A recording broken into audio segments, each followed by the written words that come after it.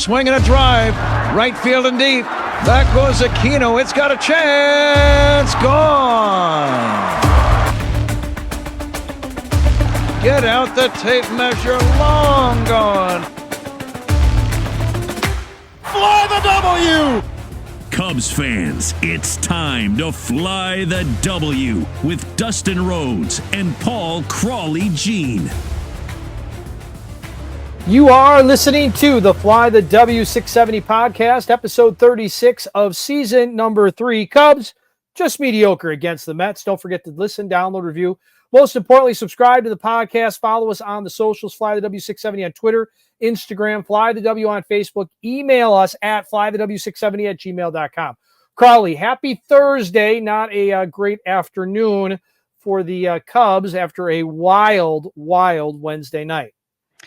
Yeah, Dustin, I mean, it's just been, I think it's just kind of the story of the season is somehow, some way, just the ups and downs, and it's just buckle up because this is a wild ride so far. Well, buckle up indeed, and it's not going to get any easier with the first place Brewers coming to the Federal Landmark Friday, Saturday, and Sunday. But let's first go ahead and start off by recapping a 4-game set, Crowley's favorite, Cubs at the Metropolitans. Game number 1, Jameson Taillon, Luis Severino.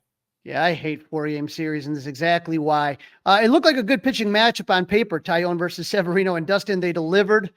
Didn't look good for the Cubs as the first hitter Jameson Taillon faced, Brandon Nimmo, who just always kills the Cubs, crushed a home run to right center, and right away the Cubs are down 1-0. But after giving up a single in the first to J.D. Martinez, Taillon locked it down. He went 7 1/3 innings, gave up only 4 hits, that 1 home run, 1 walk, and 1 K. He retired 22 of the next 26 batters he faced. After the first inning, Taillon gave up only 2 hits and 1 walk from the 2nd through the 8th inning. Dustin, this was one of the most impressive pitching performances of the season for the Cubs. He looked really good. He looked really locked in, and he looks really comfortable out there this year. I mean, compared to last, I felt just really, really comfortable. Yeah, you know, it was just a weird year last year, and he got it going in the second half, but the bad taste from the first half, I think, kind of really had Cub fans down on him, and he's really just, ever since he's been back, it's been unbelievable. Yeah, he's been awfully good. Unfortunately for Taillon and the Cubs, Taillon's old Yankee teammate was even better. Luis Severino's stuff was absolutely electric, and the Cubs hitters were absolutely baffled. He was flying through each inning, and the Cubs were no hit going into the 8th inning. The Cubs got their first base runner in the 4th when Ian Happ walked, and their second base runner when Tauchman got hit by a pitch in the 7th. But that's it. 2 base runners, no hit through 7 innings. The Cubs were able to break up the no-hitter in the 8th. Michael Busch led off with a walk, and then Dansby Swanson hit a broken bat single over the shortstop for the Cubs' first hit. As Ron Coomer liked to say, that bat died a hero. Matt Mervis hit one that the Mets tried to turn into a double play as Alonso threw to second to get Swanson out. He couldn't complete the double play as Mervis was hustling, and Severino had trouble finding the bag. So now the Cubs had runners at 1st and 3rd with 1 out for pinch hitter Nick Madrigal. And Dustin, this is where the Mets made a big mistake. Nick hit one to 3rd baseman Joey Wendell, who had been brought in at the beginning of the inning to play defense. And Madrigal hits a weak ball to 3rd base and at 49 miles per hour off the bat. And Wendell's charging it, but instead of throwing home to get Busch out, he throws it to second and tries to start an inning-ending double play. But Madrigal reaches safely and the game's tied at 1. Dustin, the play is right in front of him. He's in there for defense. He should have thrown it home, but yeah, but that's okay. We're not going to complain about that. Sure, he should have done that. I agree with you, but we're not gonna complain. We're not gonna complain. Huge break for the Cubs. Let's take it. All right, take every break you can get.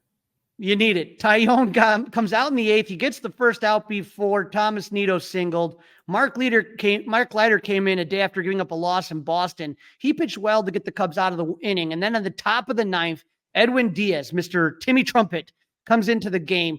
He strikes out Cade Horton, but the red-hot Mike Tauchman doubled the center. Ian Happ struck out for the 2nd out, and Christopher Morel's up to bat. And Morel had been in a horrendous slump, 7 for 57, 123 average in his previous 7 games. The last time he hit a home run, Dustin, was 3 weeks ago against San Diego on April 9th. It seems longer than that. Yeah. teams have been pitching fastballs in on the fist to Morel and then sliders away. He's been floundering, and that was the plan. Diaz throws the fastball. It's supposed to go in towards the hands of Morel, but it leaks towards the middle of the plate, and you want to put a fastball in the middle of the plate against Christopher Morel. He crushes it 402 feet, and for the first time in 9 innings, the Cubs finally took a lead 3-1. Great home run. That was a great home run. Great moment. I felt great for him. He deserved it. Yeah, just such a great kid, and it's kind of been a struggle for him for a little bit this year. And when you take a look at this right here, you're looking at now, you bring in Hector Neris for the save. And it's never easy being a Cubs fan, Dustin. He had Alonso 0-2 and then walked him. Now, remember, leadoff walks come around to score 25 to 30% of the time. He got JD Martinez to fly out, but then walked Jeff McNeil to put the tying run on first and the winning run at the plate. Tommy Hotovy comes out, and whatever he said to Neris worked. He struck out the next 2 batters, and the Cubs fly the W, stealing game 1 from the Mets. That was absolutely, I mean, when you think about that, being no hit going into the 8th inning, I mean, it's, you get those notifications on your phone, and then coming back and taking that one, absolutely unreal. Yeah, that being the thief in the night is a good way to put it, Crawly. Yeah, they had no business winning that one, but we'll take it. We move now to game number 2, and the very underrated Javier Assad was throwing. Yeah, with Javier Assad versus Sean Manaea, I thought that this was the one the Cubs should have won, and they lose 4-2. Let's start with the one positive from the game, right? Javier Assad continues to dominate and still is not getting the recognition he deserves. Dustin, they put this stat up on Marquee Network. I don't know if you saw it. Over the last 365 days, the lowest ERA, minimum 100 innings. It's not Blake Snell. It's not Jordan Montgomery. It's not Garrett Cole. It's Javier Assad at 2.44. I did see that. It's amazing to me. That's amazing. Phenomenal. And so it's more the same for Assad. He went 5 innings pitch. He gave up only 1 run, and that's because of shoddy defense with no walks and 1 K. He deserved a better result than a no decision. Sure did. Now, one day after being no-hit into the 8th inning and scoring 3 runs on 3 hits in the game, all in the 8th and 9th inning, the Cubs offense failed to show up again. This time, the Cubs only had 2 runs on 4 hits. With 1 out in the second, Dansby walked, Mike Tauchman singled to put runners at the corners, and Nick Magical walked to load the bases, but the Cubs could not get the big hit. Miguel Amaya did hit a sac fly to score. Dansby crossed the plate to tie the game. But you got to do better than that when you're in that situation. Alexander Canario struck out, so you had the bases loaded, 1 out, and you only got 1 run, right? Yeah, I mean, the runs are an issue for this team right now as we go through this thing. Absolutely. And the Cubs had 2 on in the 3rd with 2 outs when Swanson struck out. Morel hit a leadoff single in the 6th and stole the 2nd, but the Cubs left him stranded.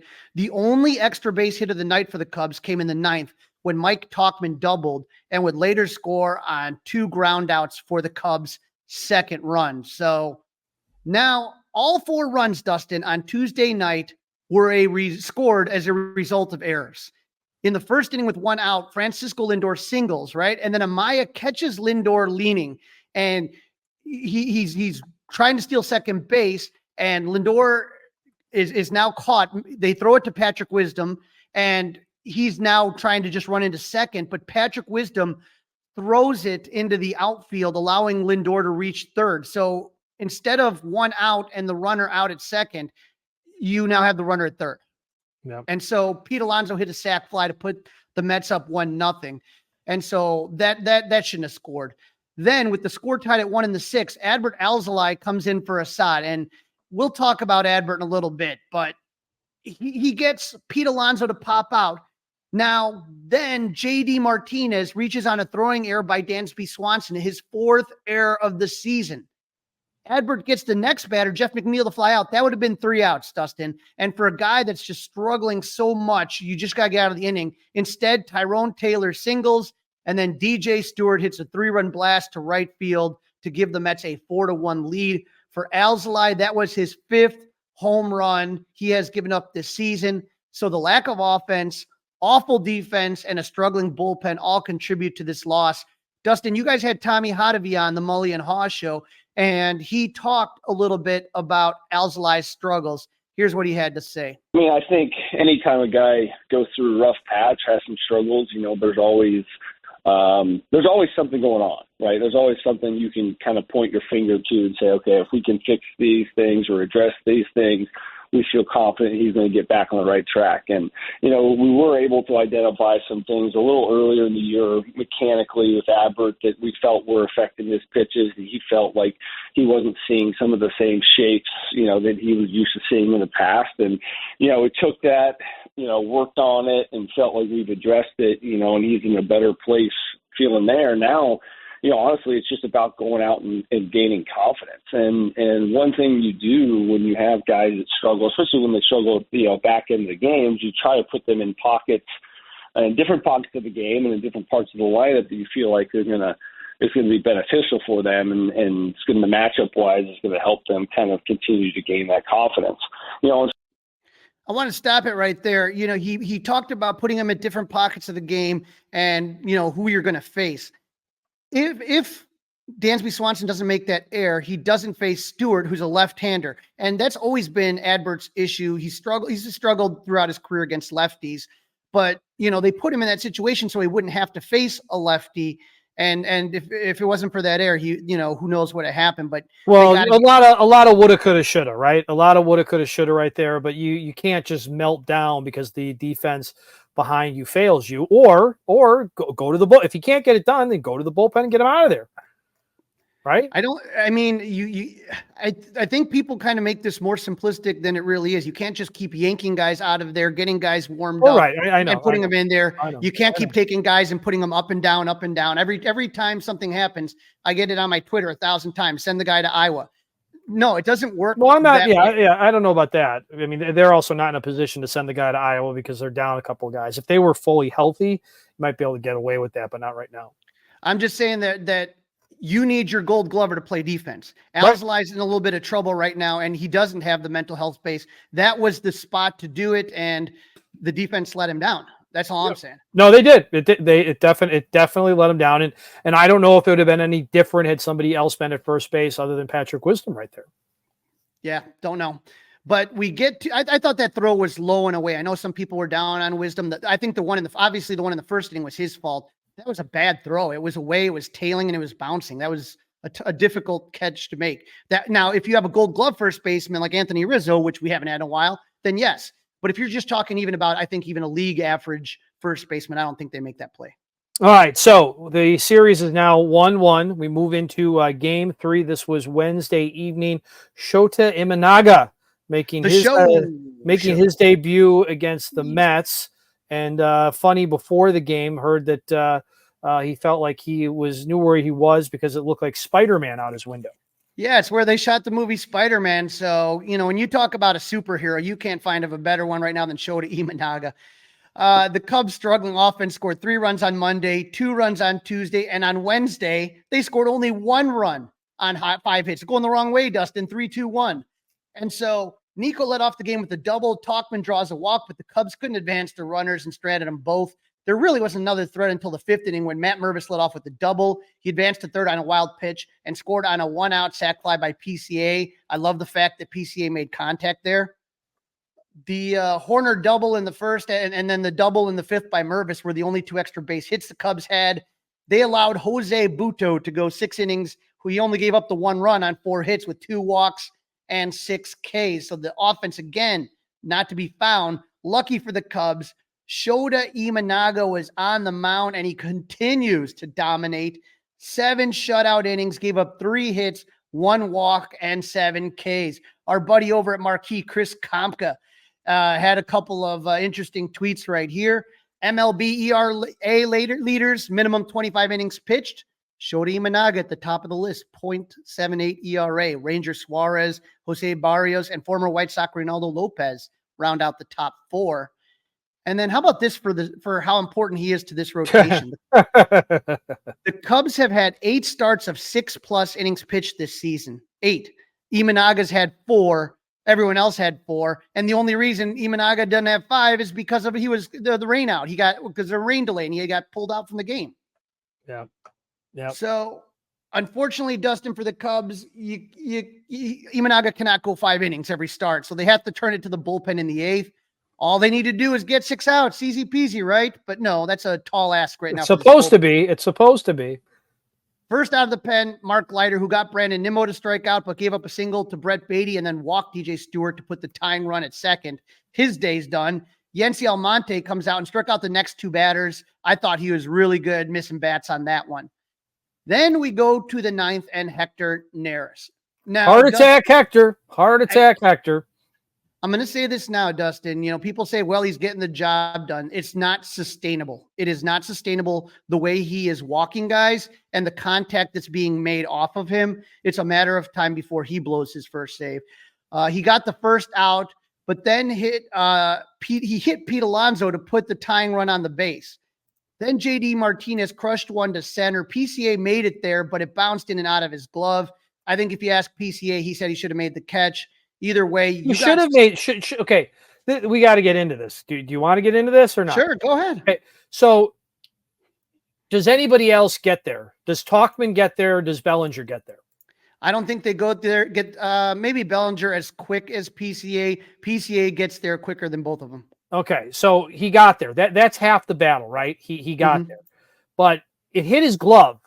It's like a wide receiver in football. I mean, it hit him in the hands. He's supposed to be a defensive guy. He's supposed to be a gloveman. That's why he's up here. So since he got there, he needed to come down with that ball. And if the game had gone differently, that would have been the lead today instead of what the lead was. Right. Yeah, he's got to make the catch. It was tough. You know, I'm not saying it wasn't. Let's just put it this way. I don't know that he needs to leave his feet every time either. Right. It wasn't an easy catch, but it was one that, like I said, he should have made. I wouldn't have called it. If he made it, I would have been like, hell yeah. That's why you're here. But I don't know that it would have been like top 10. I don't know that it would have been circus catch, anything like that. It was, it was good defensive play. But it wasn't, he didn't need to leave his feet and crash into the wall. Well, because of that situation, you got runners at second and third, 1 out.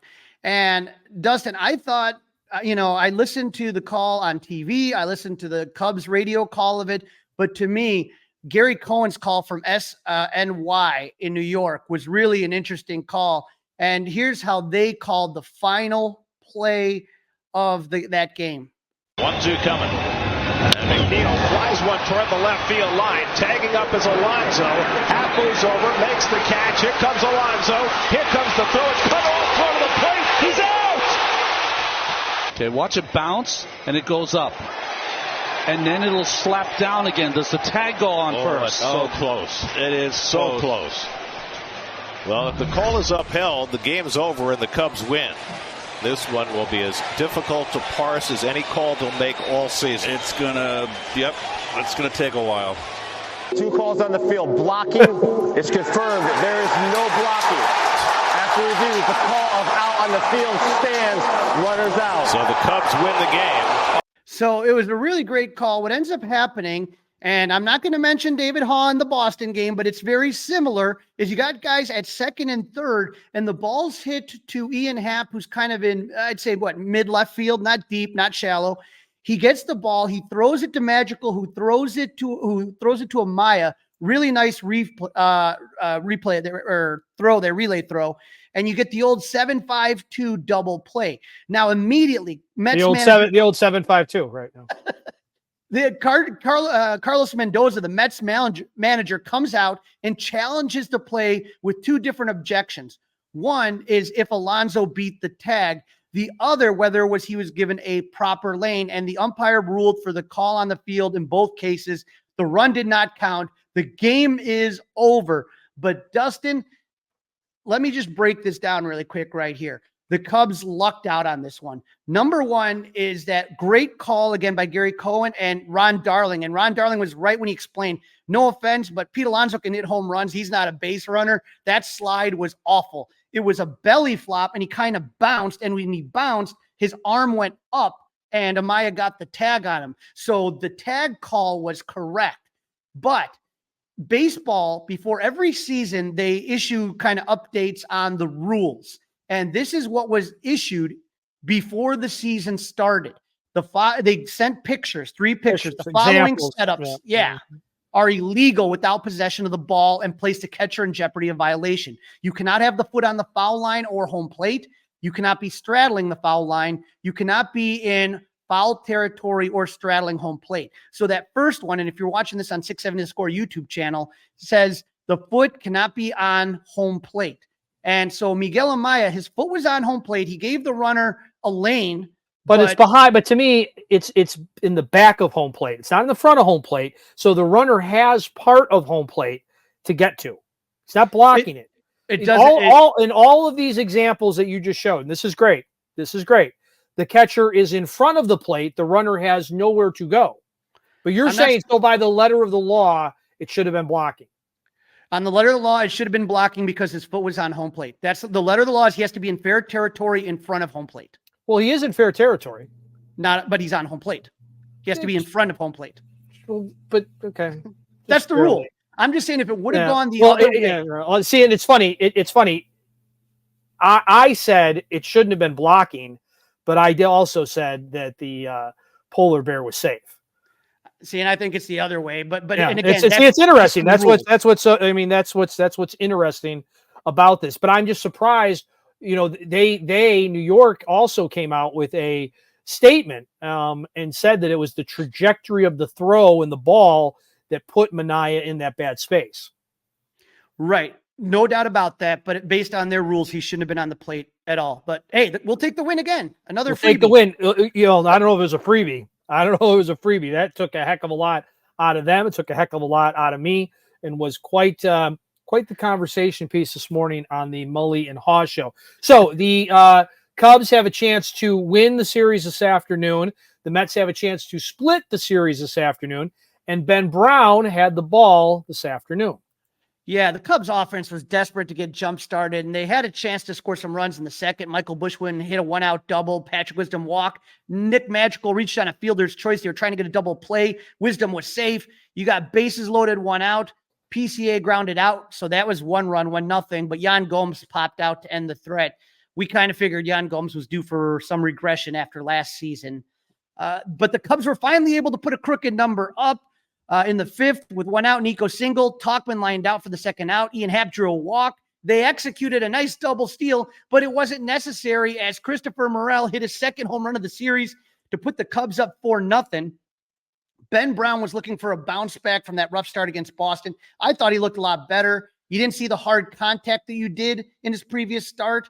He was no-hitting the Mets through 4 innings. He got some defensive help. He walked DJ Stewart to lead off the 4th, but then Mike Talkman doubled him off on a short fly ball to right. Little brain cramp by Stewart. He kind of was a little bit too far off the bag. And as Talkman was running in, he threw him out at first. So little brain cramp, but we'll take it. But Brown ran into some trouble in the 5th after Morel's home run and his team up 4-0. Brown walks the first batter he faced. Can't do that with a 4-run lead, Dustin. You got a 4-0 lead. He had as many Ks as he had walks on the afternoon, right? 5 and 5. Yep. Harrison Bader singled to put runners at 1st and 2nd. He got the next 2 Mets out, but Brandon Nimmo, we talked about him before. He ended up getting there, and Starling Marte hit back-to-back singles to cut the Cubs lead to 4-2. Ben walked DJ Stewart to face the bases loaded. Brown's day was done, and Keegan Thompson came in and got a big strikeout to end the inning. You and I were both excited about that. But for Brown, he went 4.2 innings, gave up 2 runs on 3 hits with 5 Ks. The big issue was the walks, 5 of them, and that's why, he can't get deeper into games. Yeah, the walks will absolutely burn your backside every single time. Now, the Cubs got an insurance run in the 6th thanks to doubles by Patrick Wisdom and PCA to make it 5-2. Good thing they did because the Mets came fighting back in the bottom of the inning. Keegan Thompson's been pitching great. He's still in the game. He's given up 0 earned runs so far. Jeff McNeil hits one right to Keegan. He drops the ball when he's trying to field it. And then rather than whip it to first base, he kind of flips it casually underhand. And McNeil was hustling out of the box. He's safe. So 2 mistakes on Keegan there.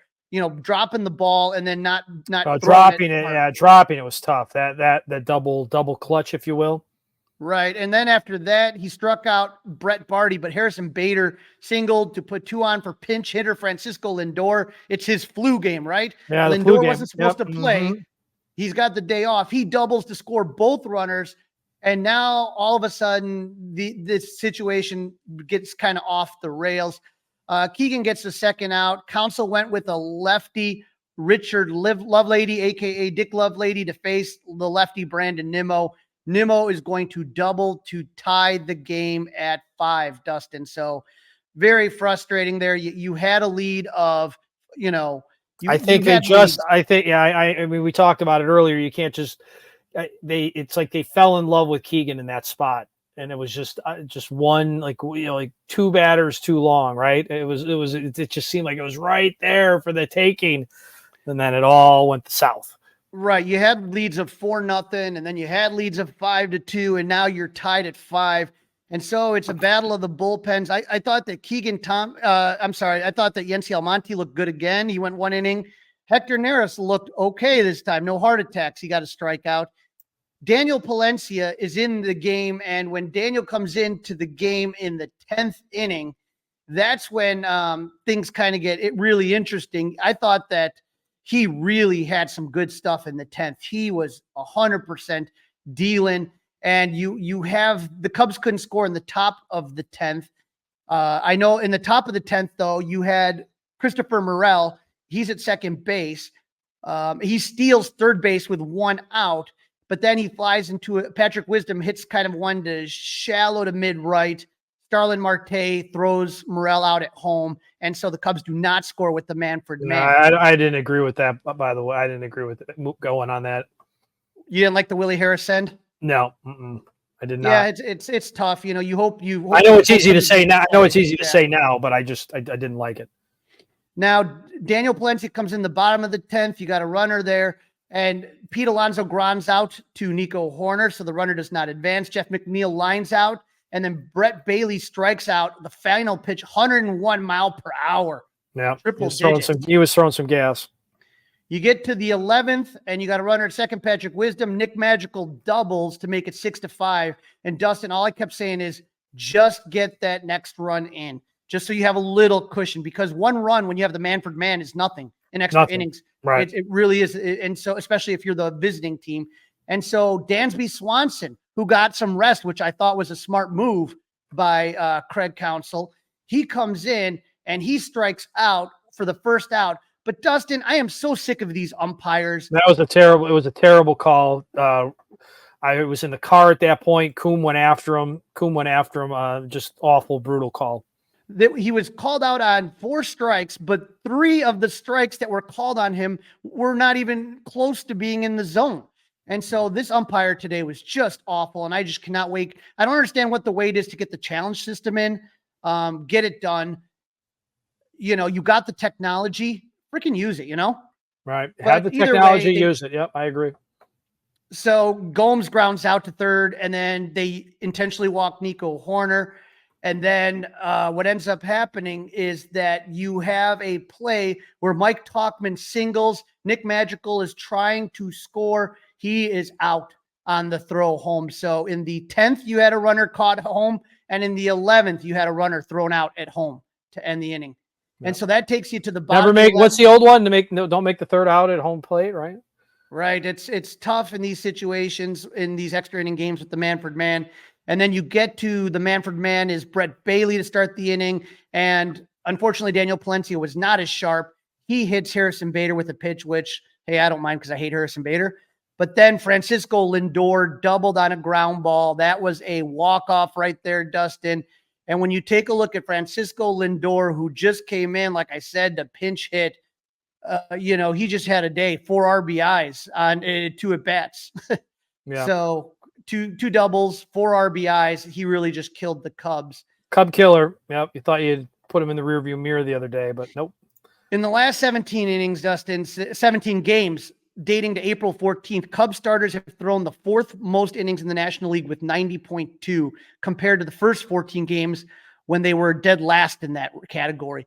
So the starting pitching has looked great. When you look at Ben Brown, when you look at Hayden Wesniewski, when you look at Javier Assad and Shota Imanaga, The pitchers are doing their thing. The offense has got to step up. The Cubs need guys like Ian Happ and Dansby Swanson specifically. I'm looking at you two guys to step it up.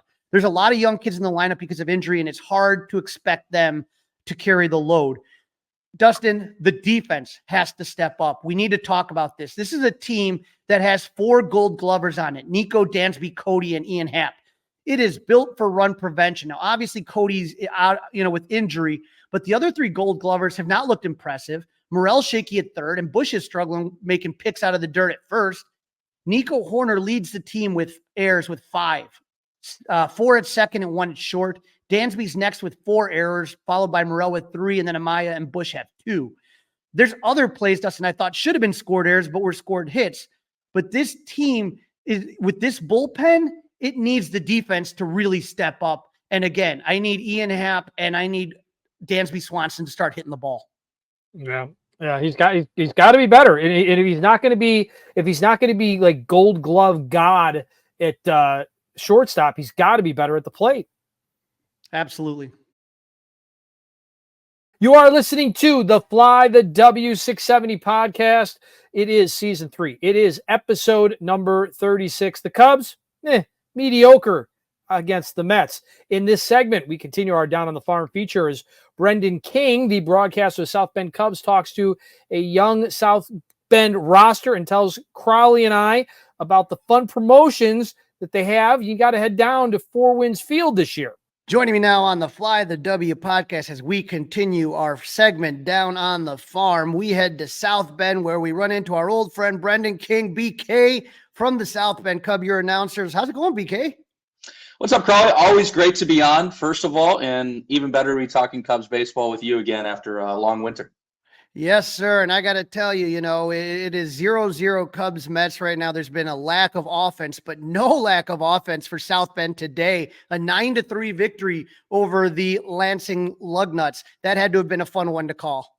Yeah, I love it here in Lansing. You know what? I haven't been here since 2019 personally. The team hasn't been here since 2021, which doesn't make a lot of sense because geographically we're one of the closest teams in the Midwest League, but we're not in the same division, which is a little weird. So that constitutes Lansing coming to us the last number of years, but it's always great to be up here. The staff is awesome. It's a really cool field right in the middle of downtown Lansing, but as I'm sure we'll talk about, much needed because it's back-to-back wins after a bit of a rough April for the South Bend Cubs, but things are looking up. May 1st, you start that with a win, ended April with a W as well, and hopefully things are getting better as we go because we are hitting the ball well. There's no doubt about it. Top 3 in the league in base hits. So it's just a matter of getting outs, and the South Bend Cubs are going to be back. Like you mentioned, 8-15, but it's early right now. And I think sometimes there's just an adjustment period for some of these kids because how cold it can be. Obviously we know April games in, whether it's Indiana or Illinois, just in the Midwest is just freaking cold. I remember Kevin Alcantara getting out to that slow start as well and then blowing up. There's no question. And I was about to bring up Alcantara because it was last year, this time of year, we were in Midland, Michigan, which is even more north of Lansing. It was like 32 degrees every day. It was snowing one night. It was freezing. I was able to see my breath talking out of the broadcast booth. That's how cold it was. So it was freezing. Alcantara was out there playing center. Felt horrible for him. And like you said, there are some kids now at this level that are playing cold baseball. Thankfully, it was very warm today, and it's going to be warm this week, getting up to 80. But start of April, guys like Jefferson Rojas, who was 18 at the start of the year. He turned 19 literally last week. We'll talk about more about him in a moment. Pedro Ramirez is only 20. And to go along with it, too, there's a lot of young kids that just have never played in this environment before. I will say, Yohendrick Pinango got out to a blazing start. It's his 3rd year back with South Bend. He's from Venezuela. He knows exactly what to expect, and he had his best start to a season yet in his career. He's still only 21 years old. So some guys who have become accustomed to it the last couple of years have been able to kind of fill in the cracks and deal with the ebbs and flows. But as you said, for the guys that are 18, 19, 20 that are in 30-degree weather for the first time after coming from spring training in Arizona, by the way, that's going to be a bit of a culture shock. Absolutely. But one guy who doesn't seem to be affected by cold or whatever is Jefferson Rojas, shortstop, top-rated prospect that's in South Bend. And I remember seeing him down in Myrtle Beach, and it was just, I was like, oh, I got to watch Christian Hernandez. And now all of a sudden I start watching this Jefferson Rojas kid. And I'm like, what the heck do we got here? This is really something else. And it's amazing because Christian Hernandez is off to a dynamite start this year, which I'm sure you and Sam Wiederhaft will talk about at some point, because Christian wants to get out of Myrtle Beach. Clearly, he's at over 300, and I'm sure he'll be in South Bend soon. But Jefferson Rojas, as you said, played well enough to start playing shortstop every day at Myrtle Beach, and that kind of made Christian Hernandez play second, which is wild when you consider the fact of when Hernandez signed. He's still, again, a very good prospect, very good player, but it was kind of the opposite. When Rojas signed, he was thought of as a good prospect, but not like the Hernandez level. Now it seems like it's kind of flipped, and that's because Rojas, for a guy that Crawly is 18 at the start of this year, again, just turned 19, he does, first of all, does not look like a high schooler with the body. There are a lot of guys that are 18, 19 that you see that it's like, okay, you know what? They still have the high school body. Once they get them in the performance center, they're going to get stronger. Rojas is absolutely ripped. And like you said, his first swing in the Midwest League was a home run in Davenport, Iowa. I want to paint the picture here for you. Modern Woodman Park in Davenport, Iowa. The ballpark is positioned just adjacent to the Mississippi River. Literally, the water is 20 feet away from the right field barrier. So that means there's some crazy wind, even crazier than Wrigley, right? When the wind's blowing in off of the Mississippi River, it's nutty in the month of April because it's cold, it's windy, it's chilly. Didn't really bother Rojas. 30-degree gust coming in off the Mississippi River. He goes oppo, goes over the right field wall. Screw that wind, right? First swing in the Midwest League is a bomb. And right now, Crawly, he is on a 16-game hitting streak. That is the best of any Midwest League player. Also, the best of any player at the high A level. And if he gets a base hit tomorrow, we're talking here on Wednesday night. If he gets a base hit on Thursday, that'll be 17 games, and that'll tie the mark of the best hitting streak by a South Bend Cub ever. There's an old South Bend Silverhawk, Andrew Velasquez, that had a long, long hitting streak, and that's not going to be broken anytime soon. But he would tie Roberto Caro, Eloy Jimenez, and his teammate, Yohendrick Pinango, if he gets a base hit tomorrow with 17. And then if he gets a hit then on Friday, he would set a new South Bend Cubs record. Well, you were talking about the hot bats and right, his double play partner, Jefferson Rojas, Pedro Ramirez at second is probably hitting better than anybody.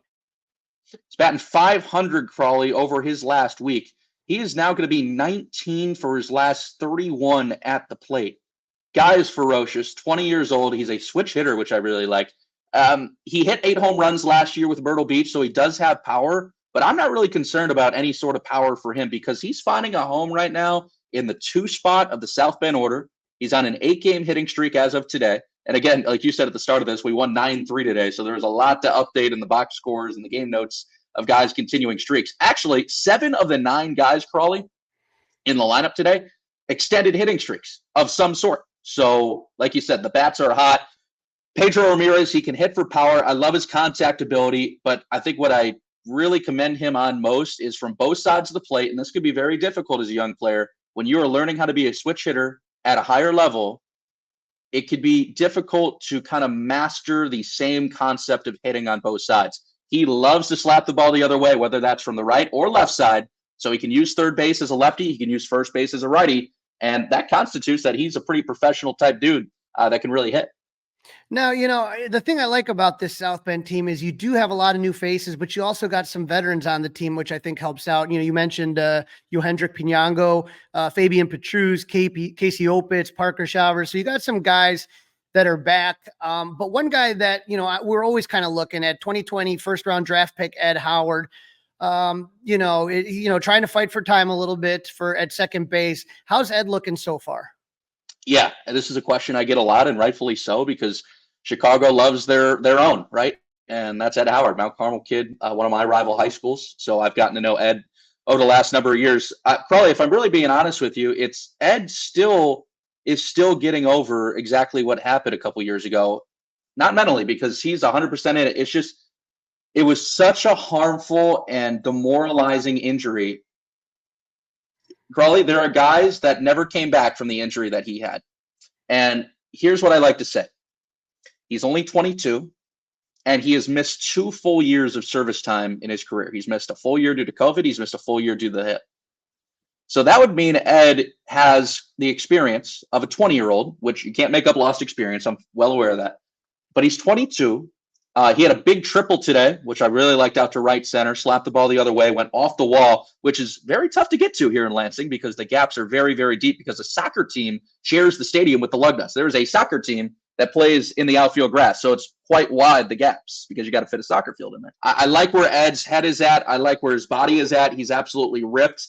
And that triple today told me a lot out to right center. So I have no concerns about Ed. Still coming back from that hip, and he's going to be fine. One guy that I really kind of look at, and we were talking about guys getting used to the cold. Felix Stevens is a guy that I remember when I went to South Bend. He is probably in the top 3 or 4 biggest bodies I've ever seen. I mean, it looks like the Bears should sign this guy. I mean, I'm just waiting for him to warm up and then look out. The Bears should definitely sign this guy. He could probably build the new stadium in one day because he's so massive. He could just bring along all the bricks and get it done, and he could play. On Felix, a couple of weeks ago, if I told you this at spring training, Crawly, there's no way you would have believed me. Felix Stevens, to this point, until now, has never had a multi-home run game, which looking at him, you're like, what? How is that possible? He had his first career multi-home run game a couple Saturdays ago in South Bend.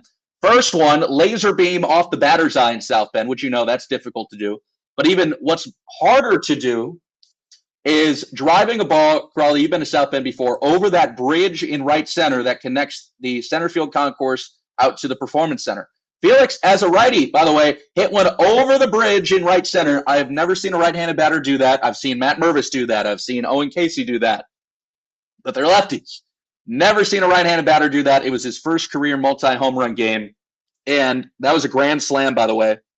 Here in Lansing, kind of got his mojo back. He was struggling the last week or so. And I did notice today, Crawly, he has slightly changed his batting stance. He is leaning back. He's putting less weight on his back foot. And he has also moved his hands closer to his helmet. Used to move the hands kind of back here and hold it backwards. But the hands are now kind of closer to his right ear. So less weight on the back leg, hands closer. It's a quicker swing, and he's going to hit a lot of home runs that way. And one guy that, I'm always just rooting for because he's such a great guy, and you've known him for many years. You got to see Brennan Davis come through on a rehab stint. How did Brennan look to you when he was out there? Outstanding. Absolutely outstanding. And like you said, this is a bit of a sentimental type player because, Crawly, when you do this, and I'm very gracious to be in my 5th year with South Bend. I'm about to call my 500th career game on Friday, which is super exciting. If you go back to the Boise days as well. So to be around for 500 games, I mean, to me, I would have blushed if I was around for 50, So, but Brennan, in terms of friends made in this business, I mean, he's right up with the best, man. I mean, we had his event at Club 400 together with Cole Franklin. Obviously, we wish Cole the best too because unfortunately he got hurt. But man, that kills. But about Brennan, man, just such a good human being. And to answer your question, he looked terrific. And I do think it had something to do with the fact the last 2 times that he's come back to rehab in South Bend, they were August of 22 and August of 23.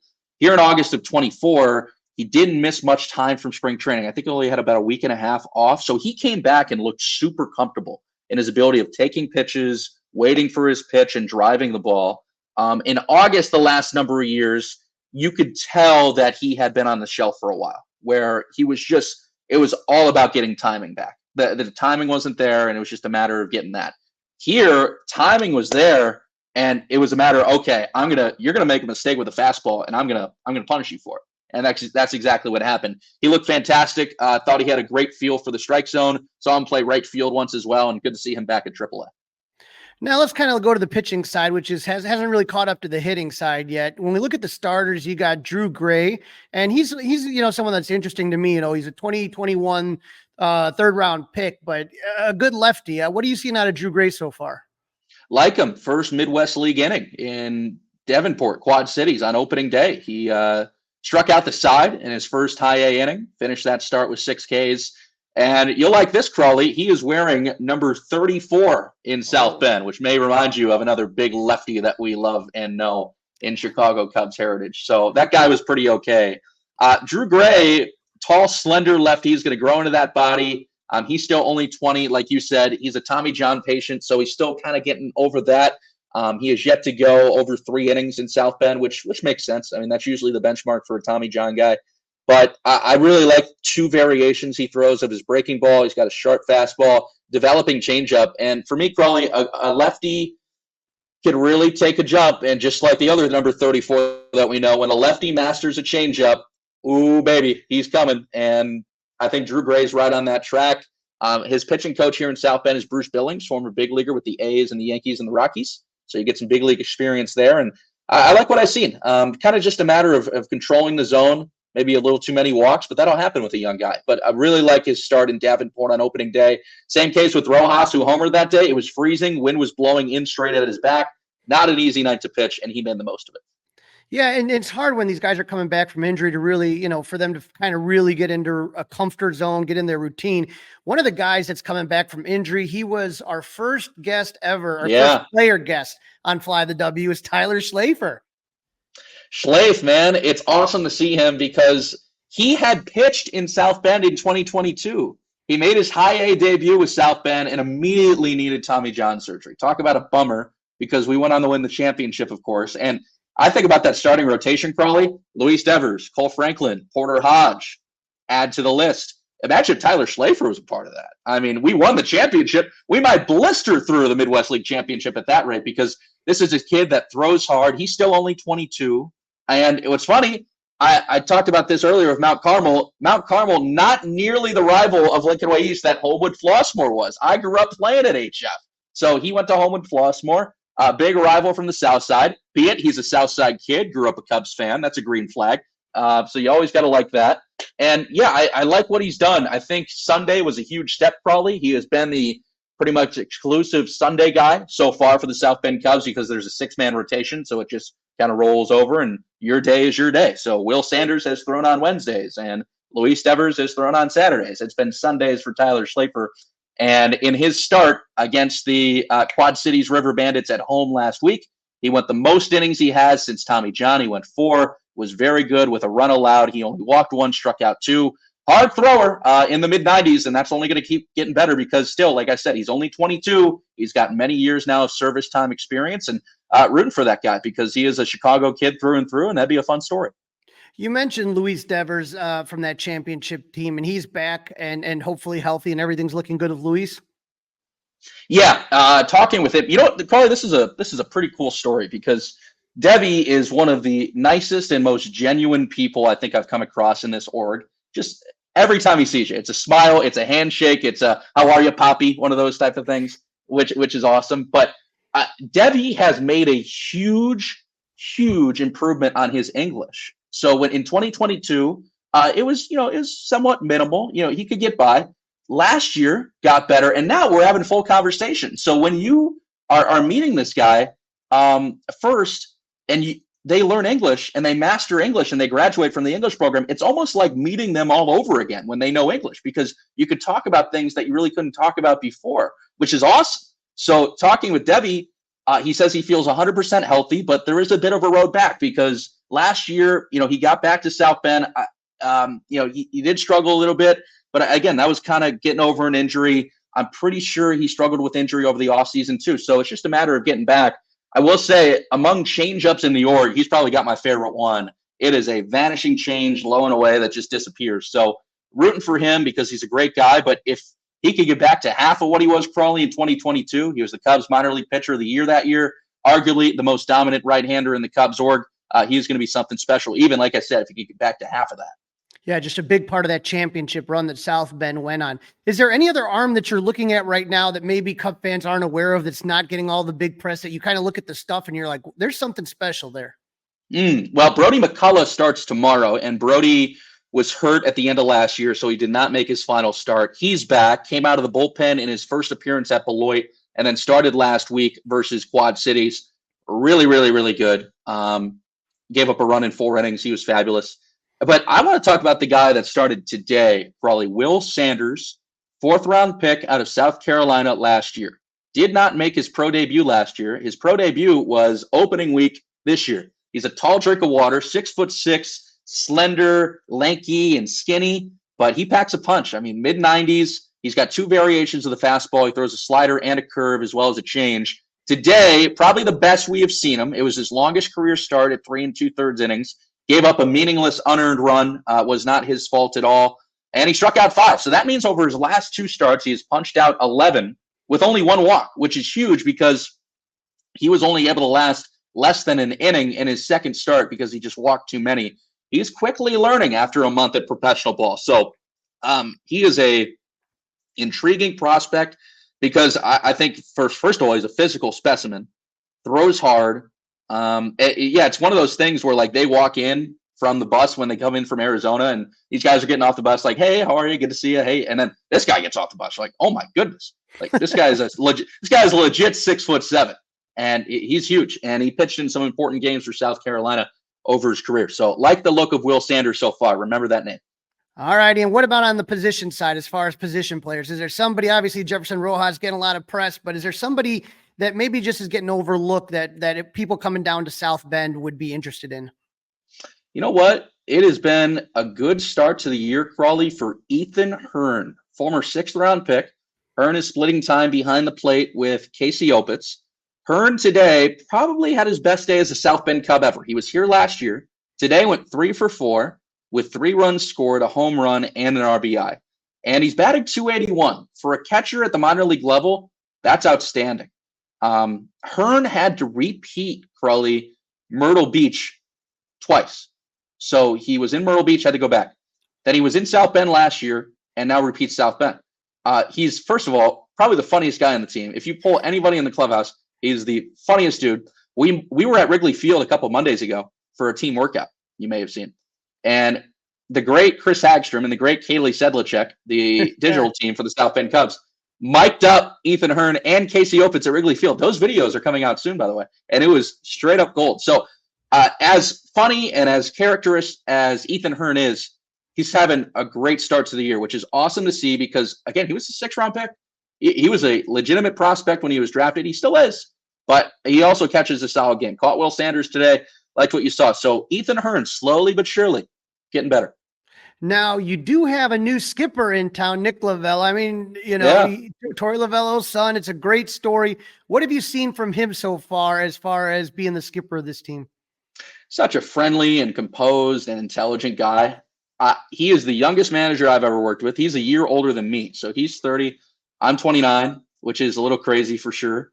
Lance Reimel, our former manager, was 31 when he got the job. So there's this new wave of young coaches and managing talent that's working its way through. But I know you mentioned Torey Lovullo being his dad. I think what I respect most about Nick is that he did this on his own.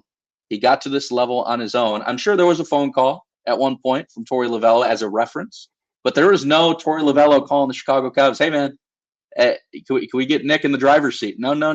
Nick Lovullo went to the Tennessee Smokies a couple years ago to be their bench coach. He was their third base coach. Last year, he went to the Complex League in Arizona and managed there. So this isn't a young guy just getting a job or any of that. He worked for this, and the guy is passionate. I mean, a minor league playing career with the Red Sox. He gave it one last go in independent ball. He played for both. He actually played for the Kane County Cougars, former Cub affiliate, now independent ball. And then he played for the Joliet Slammers, which is my hometown team. Went to Joliet Jackhammers back in the day growing up.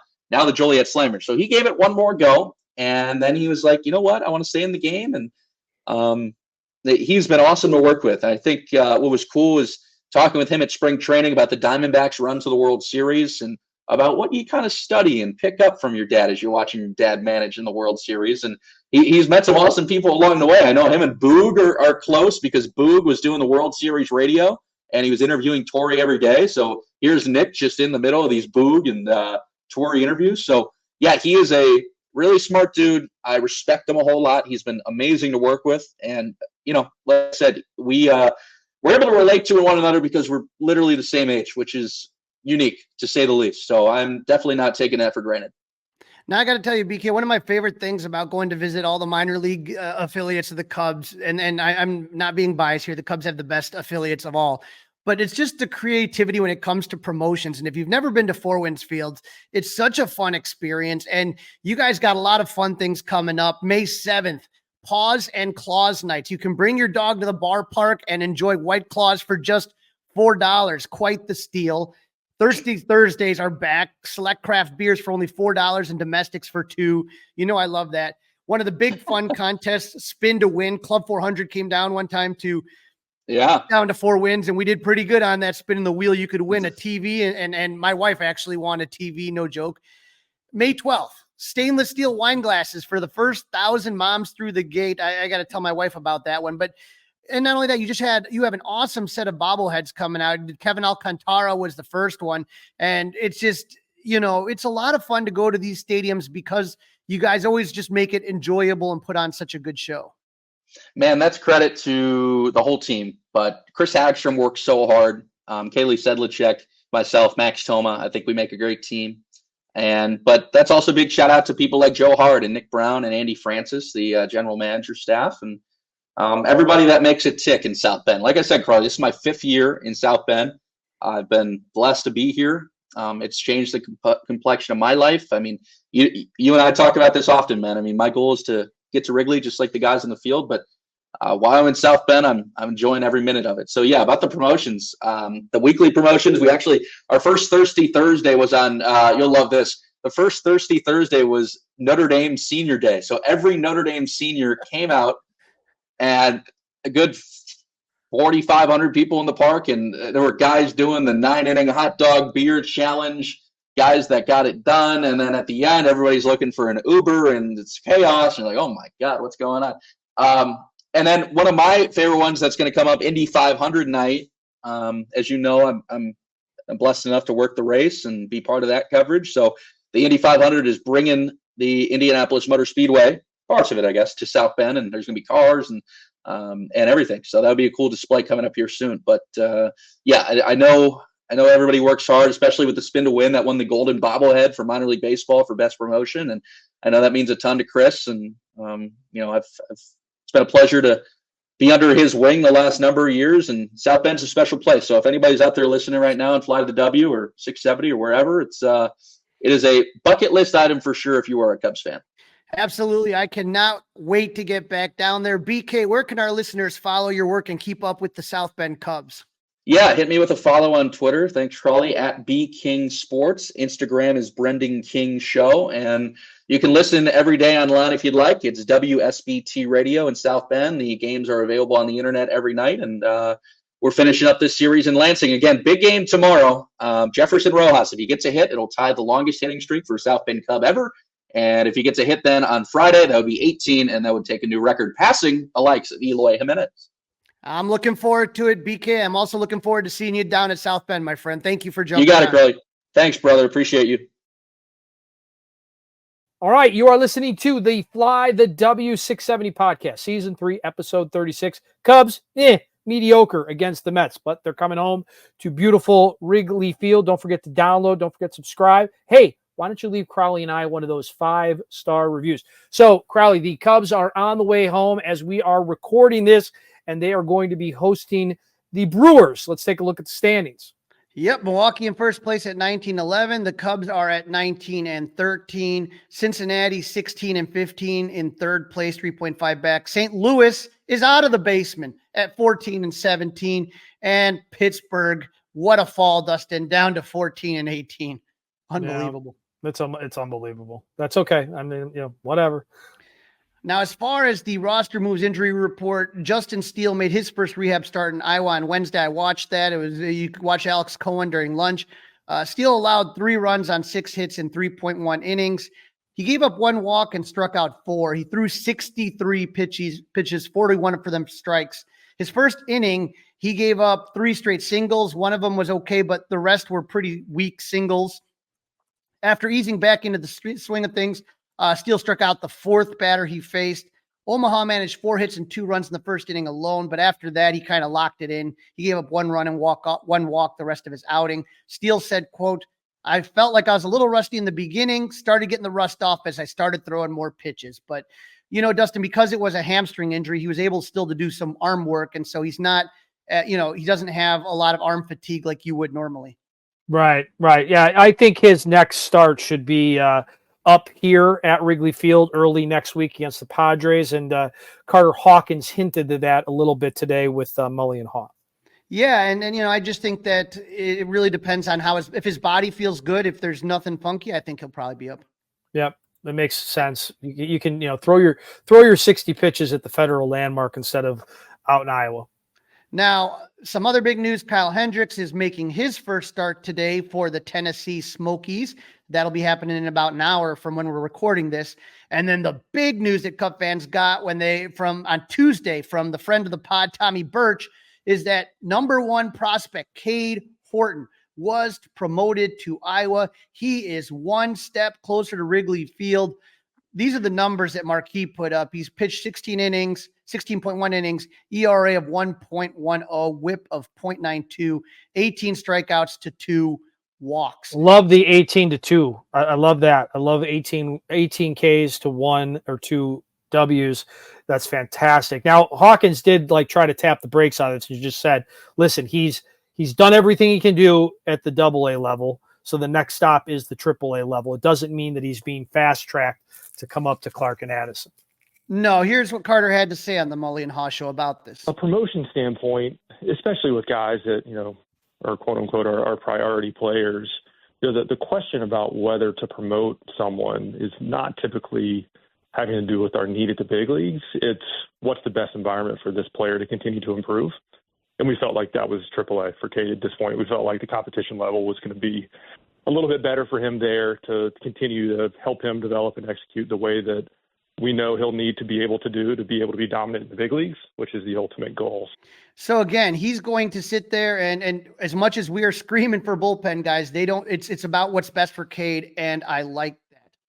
So we have a big series this weekend at home, Cubs versus Brewers. The Cubs and Brewers played each other 13 times last season, with the Brewers winning the season series 7-6. But Dustin, it was a classic I-94 dogfight. And they've had quite the offseason. They had quite a few changes up there north of the Cheddar Curtain, beginning right with the skipper coming south of the Cheddar Curtain. You could even go higher than that. David Stearns became the head of the Mets baseball. That's true, lot, right? Yep. He walked first, right? He walked first, and then you thought that he was going to take counsel with him to New York, right? Right, and so that's what everybody assumes, but then he turns it down. Jed Hoyer swoops in and gives him a big old 5-year, $40 million contract, making him the highest paid manager in baseball. Now, the Brewers promoted Council's mentor, good friend, Pat Murphy, and kept the rest of the staff together. The biggest splash the Brewers made in the off-season was during spring training when they traded Corbin Burns to the Orioles for 2 young Major League ready prospects from that deep, deep Baltimore system, pitcher D.L. Hall and third baseman Joey Ortiz. They also signed their top prospect, Jackson Churio, to the biggest contract ever for a player that has not played in the major leagues, 10 years, $142 million. That was still a crazy one. That's a head scratcher. And they also added the guy that I really wanted to be at first base for the Cubs, and that was Rhys Hopkins. Yep, they got Rhys Hoskins, who the Cubs were looking at, and they also picked up swingman Jacob Junis. And then besides losing Burns, the Brewers said goodbye to Rowdy Tellez, who always hit good against the Cubs but struggled last year. Carlos Santana and Mark Canha, 2 guys they picked up at the trade deadline that helped them out. So, Dustin, you're thinking to yourself, okay, no Stearns, no Counsell, no Corbin Burns. The Brewers are toast, right? Nope, they keep rolling along. Yeah, they keep finding skippers like the Packers keep finding quarterbacks. Yep, they're in first place in the NL, and like most other teams, injuries have affected them. They knew they would be without Brandon Woodruff, but now they have DL Hall is out. He came in the Corbin Burns trade. He has a left knee sprain. He won't pitch in the series against the Cubs. Jacob Junis, who they signed in the offseason, has shoulder injuries. Scary moment. He also got hit in the neck by a ball during BP, if you remember that. Former Cub Wade Miley needs Tommy John surgery. He's done for the year. Devin Williams, their all-star closer, has 2 stress fractures in his back and is expected to be out at least until the all-star break. So they're as banged up as the Cubs, if not worse. Right, and Christian Yelich has a lower back strain, yet they keep winning. Dustin, they got a lot of young, talented players.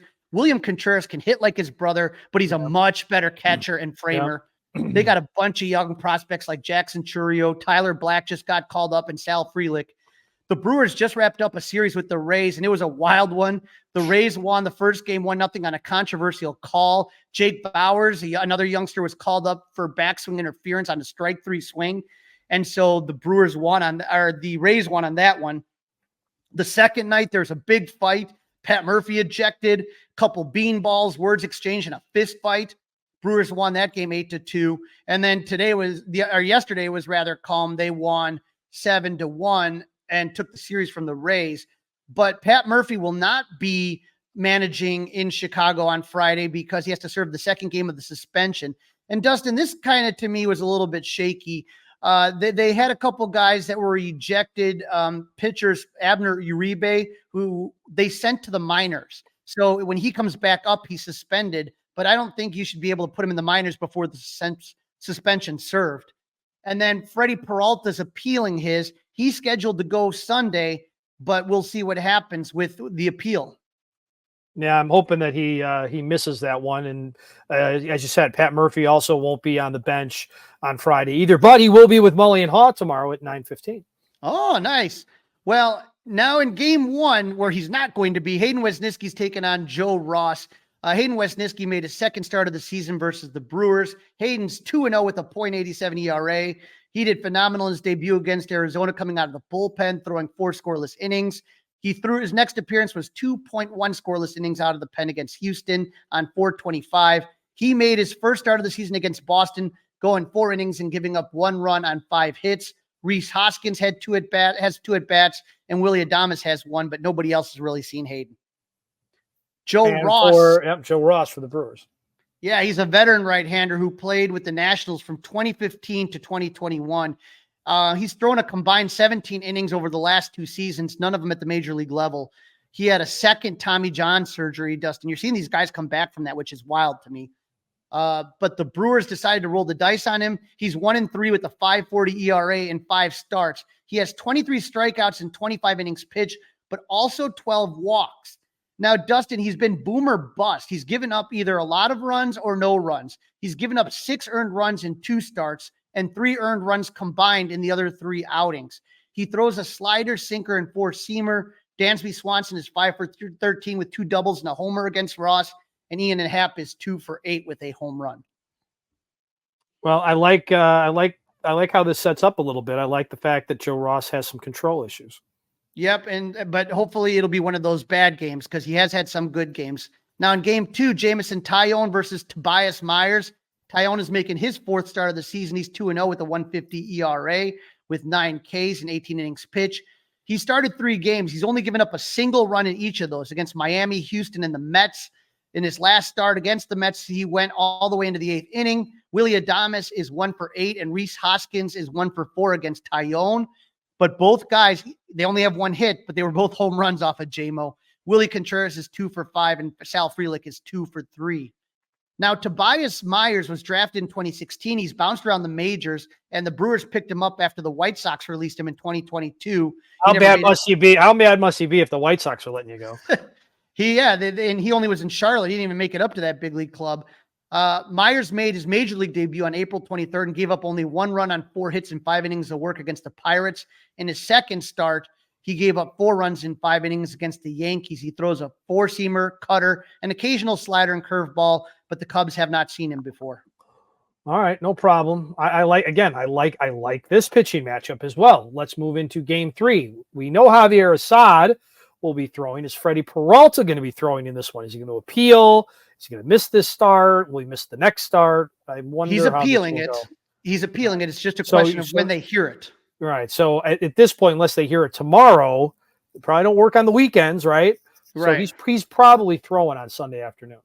Well, let's keep our fingers crossed. We talked about Javier, how good he's been, best ERA over the year. He's 2-0 with a 197. He struck out 27 batters in 32 innings pitched. He's given up 1 run in each of his last 3 starts against the Marlins, the Astros, the Mets. None of the Brewers have more than 2 at-bats against Assad. Freddie Peralta, like we said, we'll see what happens. He's 3-0 with a 3.21 ERA with 45 Ks and 33.2 innings. He struggled 2 starts ago against the Pirates, giving up 5 runs in 4.2 innings, but he got back on track against the struggling Rays, who you saw how bad they were against the White Sox. He went 5.1 innings and only gave up 1 run before getting ejected for hitting a batter. The Cubs don't hit Peralta well, but if there's one guy who definitely should get the day off, it's Ian Happ. Dustin, he's 1 for 20 against Peralta. Swanson's 0 for 8. Magical and Wisdom 1 for 7. The team slashes 118, 212, and 211 against Peralta. He's mainly a fastball slider guy, but this is going to be a tough one. Yeah, that will be a tough one. So we'll see what ends up happening as far as the suspensions go. All right, hot and not. We know kind of the Cubs who's hot and not. I mean, hot. Like, is anybody hot on offense? PCA Talkman, right? Talkman is 16 for 46, so he's slashing 348, 464, 630. Nico is 18 for his last 16. He's slashing 295, 328, 383. PCA is doing pretty good, but you really got to take a look here at Ian Happ. He is 5 for his last 36. He's slashing 139, 295, and he's slugging 167. That's your number 3 hitter, Dustin. Can't happen. Not good enough. Not good enough. So hopefully we can kind of get hopefully Ian can get moving, but I don't know how much longer they can keep him in the 3 spot. Right. All right. And how about for the Brewers? Who do we Cub fans have to look out for? Look out for Tyler Black. He just got called up, 3 for 7. Small sample size, but they really are high on this kid. Joey Ortiz, they got in the Corbin Burns train. He's 5 for 15. Reese Hoskins, 5 for 17. Willie Adames is 6 for 21, but he has 3 home runs and 10 RBIs in the last 7 days. On the not list so much, Jackson Churio, 3 for last 17, and Sal Frelick, 2 for his last 18. Those were 2 of the guys that they really, those are the 2 star pieces as far as young guys. And then Blake Parkins is their center fielder. He's 4 for their last 24. All right. And how's Willie Contreras doing? William Contreras, he's 16 for his last 23 with 3 RBIs. So he's slashing 261, 308, 381. All right. So got to look out for him as well. All right. We ready to make some predictions? Yeah, I'm going to say that the Cubs are going to take 2 or 3. I think they do have an advantageous pitching matchup, and let's see what happens with